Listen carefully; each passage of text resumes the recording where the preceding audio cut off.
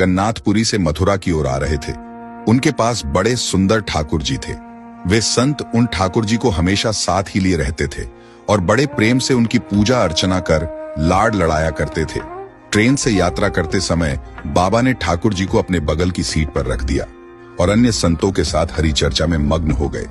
जब ट्रेन रुकी और सब संत उतरे, तब वे सत्संग में इतने मग्न हो चुके थे कि झोला गाड़ी में ही रह गया। उसमें रखे ठाकुर जी भी वहीं गाड़ी में रह गए। संत सत्संग की मस्ती में ऐसा बहे कि ठाकुर जी को साथ लेकर आना ही भूल गए। बहुत देर बाद जब उस संत के आश्रम पर सब संत पहुंचे और भोजन प्रसाद पाने का समय आया, तो उन प्रेमी संत ने अपने ठाकुर जी को खोजा और देखा कि हाय, हमारे ठाकुर जी तो हैं ही नहीं। संत बहुत व्याकुल हो गए, बहुत रोने लगे, परंतु ठाकुर जी मिले नहीं। उन्होंने ठाकुर जी के वियोग में अन्न जल लेना स्वीकार नहीं किया।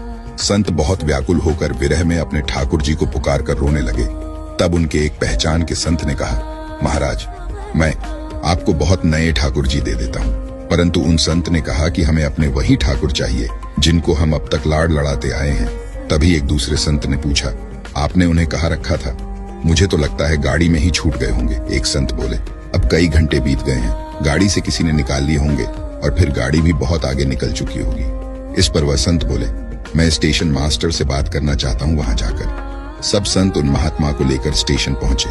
स्टेशन मास्टर से मिले और ठाकुर जी के गुम होने की शिकायत करने लगे। उन्होंने पूछा कि कौन सी गाड़ी में आप बैठकर आए थे।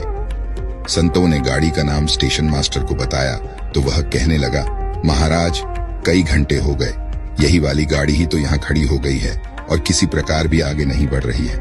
न कोई खराबी है और न अन्य कोई दिक्कत। कई सारे इंजीनियर सब कुछ चेक कर चुके हैं, परंतु कोई खराबी दिखती ही नहीं। महात्मा जी बोले, अभी आगे बढ़ेगी, मेरे बिना मेरे प्यारे कहीं और कैसे चले जाएंगे। वे महात्मा ट्रेन के डिब्बे के अंदर गए और ठाकुर जी वहीं रखे हुए थे जहां महात्मा ने उन्हें पधराया था। अपने ठाकुर जी को महात्मा ने गले लगाया और जैसे ही महात्मा जी उतरे, गाड़ी आगे बढ़ने लग गई। ट्रेन का चालक, स्टेशन मास्टर तथा सभी इंजीनियर आश्चर्य में पड़ गए और बाद में उन्होंने जब यह पूरी लीला सुनी तो वे गदगद हो गए। उसके बाद वे सभी जो वहां उपस्थित थे, उन सभी ने अपना जीवन संत और भगवंत की सेवा में लगा दिया। भक्तों, भगवान जी भी खुद कहते हैं ना, भक्त जहां ममपक धरे तहां धरूं में हाथ, सदा संग लाग्यो फिरूं, कभू न छोड़ू साथ।